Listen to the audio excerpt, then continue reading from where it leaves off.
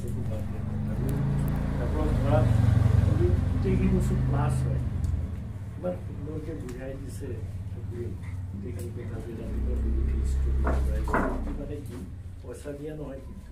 পইচা দিলেই যে ষ্টৰিটো কৰিব লাগে তেনেকুৱা নহয় আপুনি ফুল এটা আগবঢ়াব পাৰে পানী এটুকুৰা আগবঢ়াব পাথৰ এটা আগবঢ়াব পাৰে মানে মুঠতে পাত এখিলা দিব পাৰে দি পেলাই আপুনি ষ্টৰিটি কৰা যদি মোৰ সামৰ্থ্য থাকে তেওঁ দয়াত মই সুন্দৰ জীৱন এটা পাইছোঁ তেওঁ দয়াত পাইছোঁতো আপুনি দয়া কৰিহে কৰিছে মানে আনিছে পৃথিৱীত গতিকে তেওঁ দয়াত যিখিনি বস্তু মই উপভোগ কৰি তাৰ পৰা কিবা এটা কিঞ্চিত যদি দিনো মোৰ কমি নাযায় ঘৰত আলহী দুলহী আহিলেও মানে বহুত খৰচ কৰোঁ আমি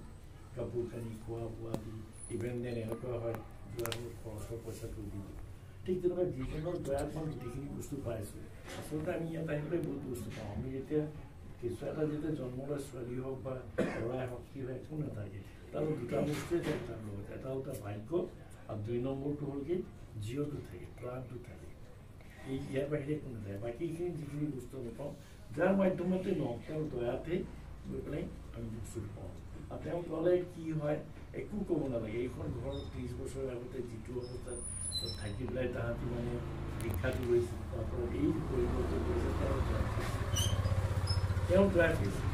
গতিকে তেওঁ দয়াত যিহেতু ইমানখিনি বস্তু মোক দিছে তেওঁক কিবা এটা দিব মানে আকৃতিটো কৰিব নালাগে কৰিব নালাগে ভগৱান শ্ৰীকৃষ্ণই এই বস্তুটো আৰম্ভ কৰিছিলে তাপৰ যুগত মোক নিদিয়াকৈ যিখিনি মানুহে যিখিনি বস্তু খায় সেইটো বিশ্বাস কৰা লিখা মোক নিদিয়াকৈ যিখিনি বস্তু গ্ৰহণ কৰে সেইটো চোৰৰ লিখা ভগৱান শ্ৰীকৃষ্ণ তাপৰ যুগত কৈছিল মই দিয়াকৈ লৈ পেলাই যদি মোক নিদিয়াকৈ গ্ৰহণ কৰে বা খায় সেইটো চোৰৰ লিখা এনেকুৱাকৈ কৈছিল গতিকে এই বস্তুখিনি মাজস্ব বন্ধ আছিলে এই দাপৰ যুগৰ পিছত গোটেই সময়টোকে বন্ধ হৈ থাকে আহি পেলাই আকৌ প্ৰচলন কৰাৰ উদ্দেশ্যটো পানী এটোপা লৈ পেলাই যে ৰাতিপুৱা ইষ্টভীতিৰ মন্ত্ৰটো পাঠ কৰিলোঁ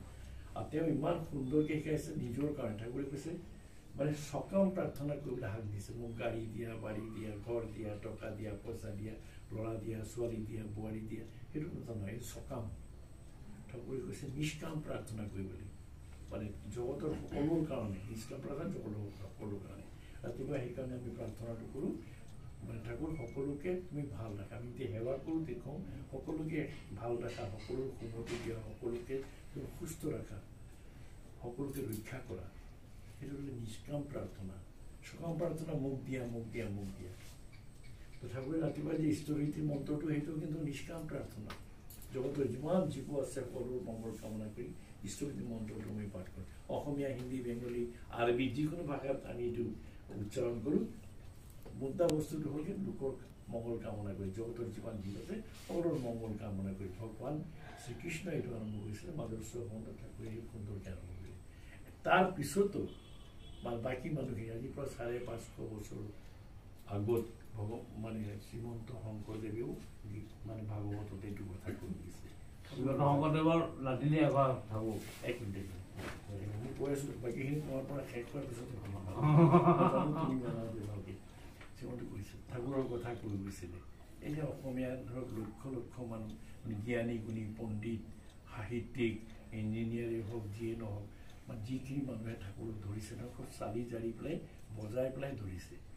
যে হয় এই ভাগৱতত কোৱা কথাটো যিটো মানে শ্ৰীমন্ত গুৰুজনাই মানে শ্ৰী মাধৱদেৱক কৈ গৈছে কথাটোৰ লগত হয় মানে সব জেগাত আছে সকলো ধৰ্মগ্ৰন্থ যিমান আছে আমাৰ হিন্দু সনাতন ধৰ্ম যিমান আছে সকলোতে কিন্তু ঠাকুৰৰ কথাটো কিন্তু ঠাকুৰ অনুকূল চন্দ্ৰ বুলি নাই কিন্তু হাবিভাৱে ক'ত আহিব কেনেকুৱা আহিব কাৰ ঘৰত আহিব কোন জেগাত আহিব কোন সময়ত আহিব গোটেইখিনি বিশ্লেষণ আছে অতএব তেওঁ যেতিয়া আহিছে মোৰ কনচেপ্টটো ক্লিয়াৰ থাকিব লাগিব হয় তেওঁ মাৰিলেও তেওঁ মাৰিব ৰাখিলেও তেওঁ ৰাখিব নিলেও তেওঁ নিব আৰু দিলেও তেওঁ দিব তো দিয়াৰ কাৰণে কি কৰিব লাগে আমি তেওঁৰ পৰা যে মই পাম মই কৰ্মখিনি মোক কৰিব লাগিব কাৰণ ঠাকুৰে কৈছে সৎগুৰু সনাপন্ন হয় যিটো মই প্ৰথমে কৈছিলোঁ সৎনাম মনন কৰা সৎসংগৰ আশ্ৰয় মন্ত্ৰ মই তোমাক কৈছোঁ তোমাৰ উন্নয়নৰ কাৰণে চিন্তাই কৰিব নালাগিব আৰু হয় না নহয় কথাটো সঁচা আমি যিটো ঘৰত এই যিটো চোতালত বহি পেলাই সৎসংগ কৰি আছোঁ সেইখন ঘৰত আজিৰ পৰা 30-35 বছৰ আগতে কি আছিলে আজি কি হৈছে এইটো যদি আমি চিন্তা কৰিবলৈ যাওঁ তাক যদি মই সন্দীপক দিওঁ তাৰ পৰিয়ালক দিওঁ যদি ক'ব নোৱাৰে ঠাকুৰক লৈ ঠাকুৰ সঁচা ঠাকুৰৰ কৰ্মটো কৰিলে মানুহৰ উন্নয়ন হয় আৰু মানুহৰ আমাৰ আমি কি বিচাৰোঁ আমাৰ উন্নয়ন হওক সেই প্ৰচেষ্টাটো কৰিব লাগিব সেইকাৰণে তেওঁ যে দয়াটো পাম তেওঁ দিব লাগিব দিবলৈ হ'লে তেওঁ কি কৰিব লাগিব পইচা দিবলৈ কোৱা নাই কিন্তু তো কৰ্মখিনিৰ মাধ্যমত মই মানে সমৰ্পণ কৰিব লাগিব চাৰেণ্ডাৰিং লাগিব মোৰ হয় হয় প্ৰভু তুমি মোক যেনেকুৱা কৈছা মই তেনেকুৱাই চলিম সেই ৰাতিপুৱা শুই উঠি আমি কুকুৰাই খুব সুন্দৰ কৈছে হেণ্ডেলডাল যিটো আছে মোৰ জীৱনৰ হেণ্ডেলডাল ৰাতিপুৱাই তেওঁৰ লগত কানেক্টিং হৈ যায় যদি কানেক্টিং হয় তেওঁ গোটেই দিনটো চলায় সুন্দৰকৈ হাঁহি মেলি ধুনীয়া হৈ পেলাই আমি দিনটো কটাব পাৰোঁ সেই ব্যৱস্থাটো হৈছে স্থবিতি আৰু কৈছে যজন স্থবিতি তিনিটা বস্তু কৰিব লাগে পঢ়া বগাব নালাগে আৰু মানে মূলত বস্তু লৈ পেলাই ক'ৰবাত যাব নালাগে আপুনি যিটো অৱস্থাত যেনেকুৱা আছে তেনেকুৱা থাকিবলৈ যজন স্থবিতি তিনিটা বস্তু ঠিক হয় যজন মানে জানিব লাগিব মোৰ জীৱনটো সুন্দৰ কৰাৰ কাৰণে সুন্দৰমুখী পৰিচালনা কৰাৰ কাৰণে যি কথাখিনি দৰকাৰ সেই কথাখিনি মই জানিব লাগিব তাৰ কাৰণে মই নাম ধ্যান কৰিব লাগিব আমি যিটো আমি মেডিটেশ্যন বুলি কওঁ নাম ধ্যান কৰিবলৈ ধ্যান আৰু জপ তেওঁ ধ্যান কৰিব লাগিব নামটো যিটো আছে নামটো এই নামৰ কথাটো যিটো আছে সেইটো কথা সুন্দৰভাৱে গুৰুজনাই কৈ গৈছে ভাগৱতত কৈ গৈছে এই যিটো নাম আমি পাঠ কৰোঁ যিটো নাম দীক্ষা লোৱা নামত আমি ক'ব নোৱাৰোঁ যেনে হৰি হৰি ৰাম নাম কৃষ্ণ কৃষ্ণ সৎসা কৰি পেলাই আমি যাওঁ সেই নামটো তেনেকৈ মনে মনে জপ কৰিব লাগে নামটো সেই নামটো কৰি যি কথাটো মই জানিব পাৰিম আয়ত্ত কৰিব পাৰিম তাক কোৱা হয় যজন মানে জনা মোৰ জীৱনটো সুন্দৰভাৱে পৰিচালনা কৰাৰ কাৰণে যি জ্ঞানটো দৰকাৰ যিটো মানে যিটো দৰকাৰ একচুৱেলি প্ৰয়োজন মোৰ একচুৱেলি জীৱনটো সুন্দৰভাৱে চলোৱাৰ কাৰণে সেইটোক কয় জনা বুলি কয় যজন মানে জনা সংস্কৃতত কয় যজন যি কথা মই জানিলোঁ মংগলৰ কথা